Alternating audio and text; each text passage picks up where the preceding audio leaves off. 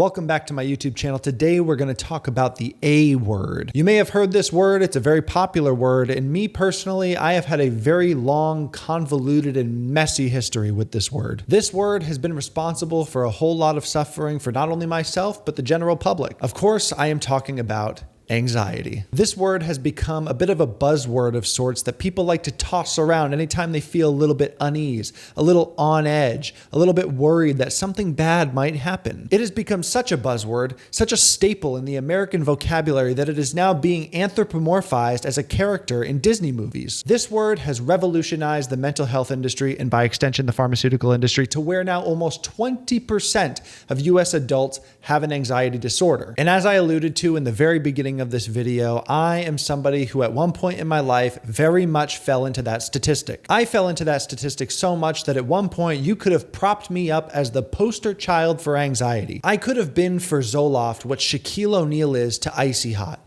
And what a missed opportunity. My long, intimate, and abusive relationship with anxiety dates back to when I was just a wee lad, just a child. I was always a very worrisome child. Many would describe me as a worrywart. I had many fears, many anxieties, many phobias. To name a few, I was afraid of roller coasters, fireworks, the deep end of the pool, that one clock at my grandparents' house that would make a real loud noise every single hour, and effectively my own shadow. Over the course of my childhood, I managed to overcome these fears by facing them one at a time, forcing myself onto roller coasters, exposing myself to fireworks, learning how to swim. That clock still freaks me the fuck out, but I managed to overcome a lot of these fears and end up entering young adulthood pretty normal. I was a go-getter with big dreams, living life to the fullest.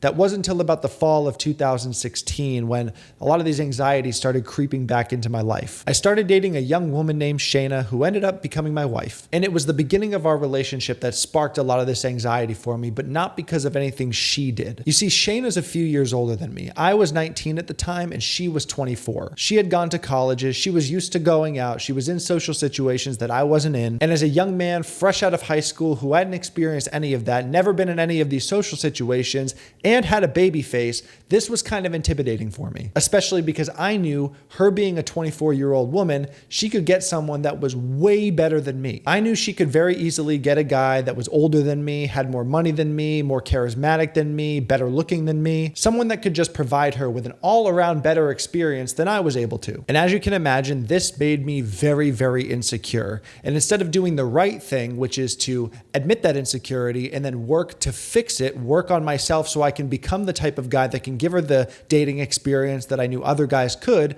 I just made it about me and then wanted her to change her behavior so that she could cater to my insecurities. I didn't want her to go out with her friends. I didn't want her to go out in social situations because I was worried about her meeting some guy, her being swept off her feet, and then me being left in the dust. And if you're a logical person, you're probably like, Matt, well, why don't you just go with her? But the problem with that is I had never been in those social situations before. I was uncomfortable in them. I got the worst anxiety in those situations. So my response was, let's stay home. Let's do nothing so I don't have to feel uncomfortable. I didn't overtly say that, but I would try to twist things and negotiate and be like, hey, well, why don't we just stay in? You know, it's better that way. We'll be relaxed, whatever. And that worked, but only for a short period of time because eventually you got to go out. You got to do things. You got to go in social situations. And it was in those situations that I am baffled that she decided to stay with me. Because one of two things would happen. Either I would go with her and I would sit in the corner with a frown on my face, anxious as could be, not saying a word to anybody, and people being like, what the hell is wrong with Shayna's boyfriend? Or two, she would go by herself and I would sit back being completely miserable,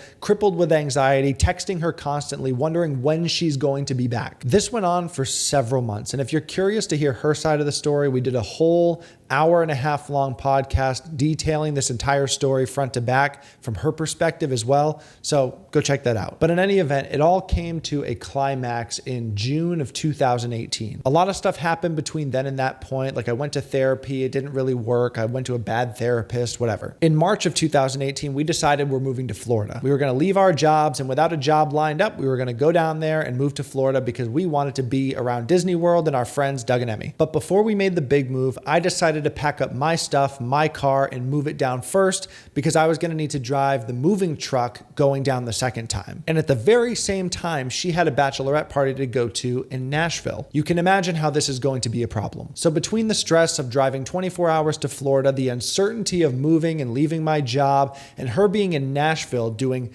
God knows what I could only imagine at the time, I was losing my mind. I mean, there were instances where I had to pull over on the side of the road because I was having a panic attack and my hands were going numb. I would have a legit, full-blown, hyperventilating, limbs going numb panic attack almost every day, sometimes for no reason. And it eventually got to the point where it was so unbearable where I said, you know what? Fuck it. I had turned down medication multiple times, but at this point, I was done. I was finished. I was willing to do whatever it took to get rid of these feelings. So I walked my ass into a walk-in clinic in Tampa, Florida, and I was immediately prescribed Zoloft or sertraline and a benzodiazepine for like your panic attack scenarios, your emergency situations where you gotta stop freaking the fuck out. And I took these medications for about a year, and they did help with like the panic stuff and the real bad anxiety.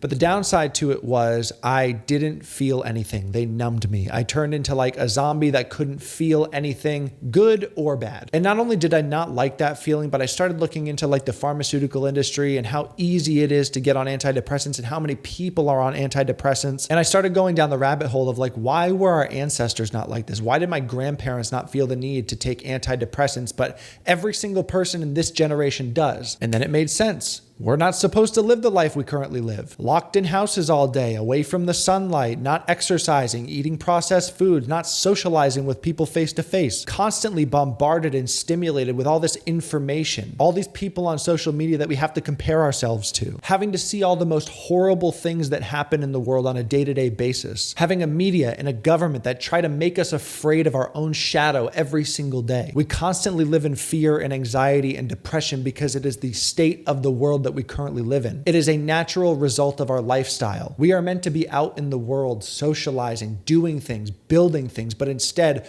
we're stuck inside, isolated from the people that we care about most, consuming and consuming and consuming. There is no one size fits all answer for you or anybody else. But what I can say with absolute certainty is that the lifestyle that we live is not the answer. The further we get away from the lifestyle we live right now, and the closer we get to the lifestyle of our ancestors, and I don't mean like Liver King ancestral eating balls type of lifestyle. I just mean like living a normal life, socializing with human beings, maybe not being around screens so much, maybe going outside. If we start doing these things more and more and do less and less of the things that we currently do, I guarantee the mental health crisis that we have right now would not be as apparent. Things will get better. And I'm not saying they're going to be perfect, but what I can say is that if things can get better for me and things can get better for the people that I talk to that have also adopted this lifestyle, then things can get better for you as well.